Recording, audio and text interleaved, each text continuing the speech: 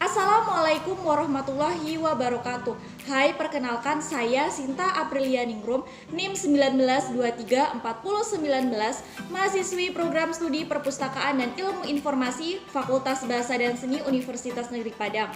Pada kesempatan kali ini saya akan menjelaskan mengenai macam-macam media humas sebagai salah satu tugas mata kuliah kehumasan perpustakaan dengan dosen pengampu Ibu Desriani Esos MIKOM. Untuk itu berikut penjelasannya, let's get started. Sebelum kita mengetahui mengenai macam-macam media humas, ada baiknya kita mengetahui apa sih pengertian dari media humas itu. Media humas adalah segala bentuk media, baik itu sarana, saluran atau channel yang digunakan oleh praktisi humas untuk melakukan pekerjaannya dengan tujuan publikasi agar produk atau jasa yang humas pasarkan dapat diketahui oleh banyak masyarakat. Selain itu, media humas juga memiliki prinsip kerja. Prinsip-prinsip kerja media humas terdiri dari 8 buah poin. Yang pertama yaitu membentuk kenyataan. Yang kedua, humas menyajikan kenyataan dengan cara tertentu.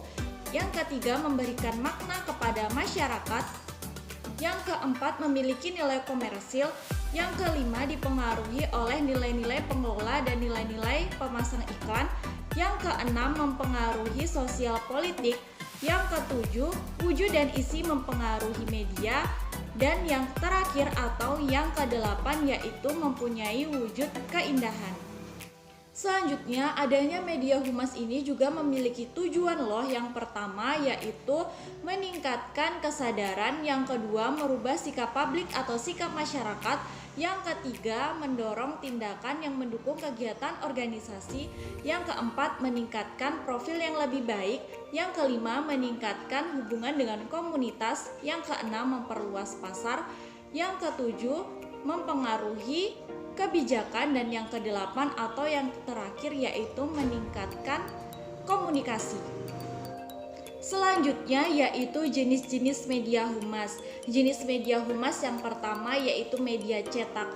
Media cetak merupakan suatu media yang menerbitkan terbitan secara tercetak yang berisi tulisan-tulisan seperti jurnal in-house, surat kabar, majalah, dan lain sebagainya.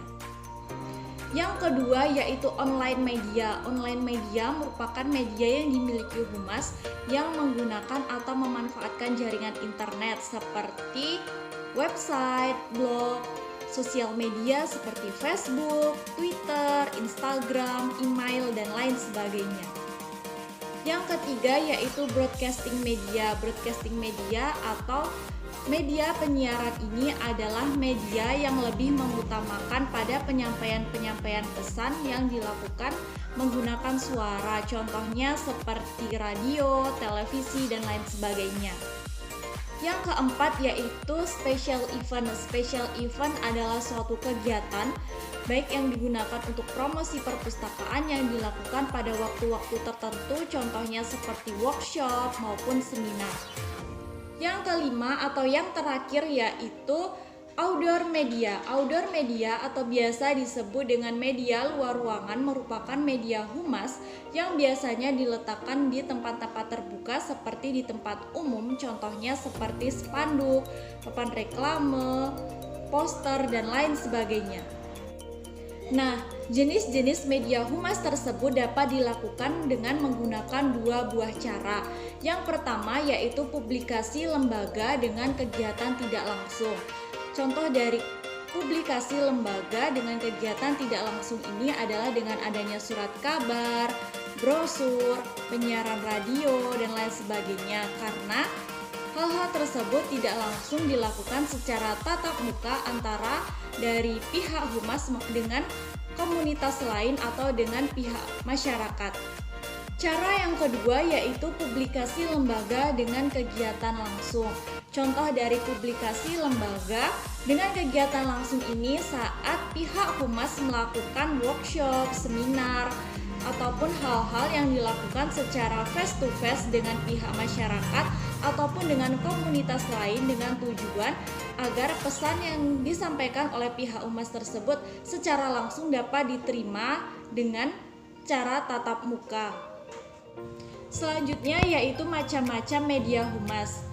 Macam-macam media humas menurut Umi Abdurrahman terdiri dari 5 media. Yang pertama yaitu media visual. Media visual adalah media yang dapat dilihat, diraba, dan dibaca. Media ini mengandalkan indera penglihatan dan indera peraba. Contohnya seperti buku, komik, gambar, miniatur, kalender, poster, maupun alat peraga dan lain sebagainya.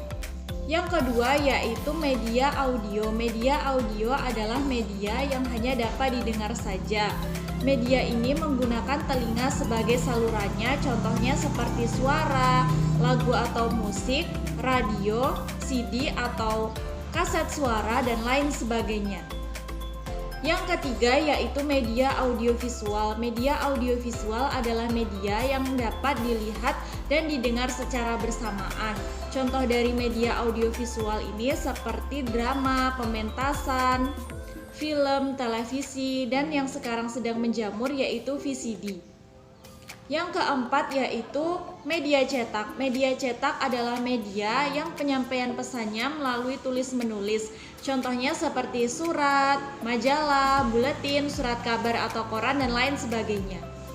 Yang kelima atau yang terakhir yaitu pameran. Pameran merupakan penyajian suatu karya untuk dikomunikasikan sehingga dapat diapresiasi oleh masyarakat luas. Selanjutnya, berdasarkan sifatnya, macam-macam media humas ini terbagi menjadi 2 bagian. Yang pertama yaitu media eksternal humas dan yang kedua yaitu media internal humas. Media eksternal merupakan media massa atau media pers yang digunakan untuk penyiaran pers atau press release, pemasangan iklan, dan kegiatan hubungan media atau media relation. Media eksternal humas ini terbagi menjadi 3 bagian. Yang pertama yaitu media cetak seperti koran atau surat kabar, majalah, dan tabloid. Yang kedua yaitu media penyiaran seperti televisi dan radio, dan yang ketiga yaitu media cyber seperti situs berita atau media pers online. Yang kedua yaitu media internal humas. Media internal humas adalah media yang dibuat sendiri oleh humas, meliputi media humas konvensional dan media humas modern di internet atau online public relation tools. Selanjutnya yaitu contoh-contoh dari media humas konvensional, yaitu yang pertama yaitu in-house magazine. In-house magazine biasa disebut dengan company magazine, in-house journal atau media internal. Biasanya bentuknya seperti majalah, desain atau tampilan dan rubrikasinya sama seperti majalah umum atau majalah komersil, namun isinya memuat mengenai dapur lembaga atau aktivitas lembaga. Yang kedua yaitu newsletter. Newsletter biasa disebut juga dengan laporan berkala atau surat berita. Biasanya merupakan digunakan sebagai media komunikasi dan informasi internal lembaga yang biasanya ditulis sebanyak 2-8 halaman kertas kuarto atau folio. Isinya biasanya seperti majalah yang memuat mengenai agenda atau berita kegiatan, feature, gambar, dan lain-lain. Yang ketiga yaitu brosur.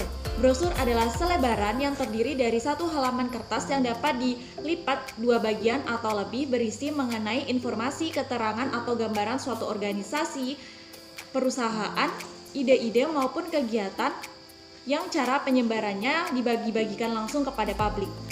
Yang keempat yaitu booklet. Booklet adalah buku kecil yang mirip brosur tanpa jilid atau tanpa cover, yang di dalamnya berisi informasi atau gambaran mengenai suatu produk atau jasa, yang di dalamnya terdiri dari beberapa lembar kertas sehingga disebut dengan buku. Cara penyebarannya adalah dibagi-bagikan langsung kepada publik. Yang kelima yaitu flyer. Flyer merupakan selebaran atau brosur yang biasanya digantung. Yang keenam yaitu pamflet. Pamflet adalah selebaran atau brosur yang ukurannya 1 halaman kertas print. Yang ketujuh yaitu leaflet, merupakan brosur atau selebaran dengan ukuran kertas kecil. Yang kedelapan yaitu poster atau surat tempelan, ukuran kertas relatif besar disebarkan dengan cara ditempel di tempat-tempat umum. Yang ke-9 spanduk dan yang ke-10 adalah papan reklame. Jenis media humas dari brosur sampai papan reklame dikenal dengan media humas luar ruangan atau outdoor media. Yang ke-11 adalah folder. Folder mirip dengan map yang di dalamnya terdapat banyak informasi dan di dalamnya terdapat kantung untuk menyimpan berkas. Fungsi dari folder ini adalah untuk menyimpan berkas dan sebagai media promosi. Yang ke-12 yaitu kalender, merupakan media promosi humas yang digunakan untuk 1 tahun penuh. Yang ke-13 yaitu buku. Buku ini banyak sekali jenisnya, bisa mengenai seluk-beluk organisasi, keterangan mengenai cara penggunaan jasa-jasa organisasi tersebut, ataupun mengenai keterangan-keterangan jasa atau barang yang dipasarkan oleh suatu organisasi tersebut. Yang terakhir yaitu audiovisual. Media ini menampilkan gambar dan suara secara bersamaan. Contohnya seperti slide atau kaset video dan film-film dokumenter. Selanjutnya yaitu contoh media humas online atau modern. Yang pertama yaitu website resmi. Website resmi adalah media humas yang buka selama 24 jam berisi mengenai informasi yang dapat diakses kapan saja dan di mana saja oleh publik, berisi mengenai informasi terbaru, produk, layanan maupun rilis online juga dapat diakses di sini. Yang kedua yaitu media sosial. Media sosial di sini yang dimaksudkan yaitu Facebook, Twitter, Instagram maupun YouTube. Selain sebagai media promosi, media sosial ini juga dapat digunakan sebagai media komunikasi dengan masyarakat, publik, klien secara real time. Yang terakhir yaitu blogging. Dalam konteks media humas, blogging di sini yaitu business blogging atau corporate blogging, yaitu pembuatan blog yang digunakan untuk media promosi, edukasi, dan pemasaran online atau online.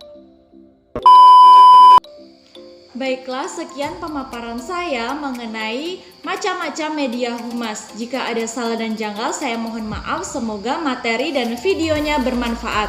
Saya akhiri, wassalamualaikum warahmatullahi wabarakatuh.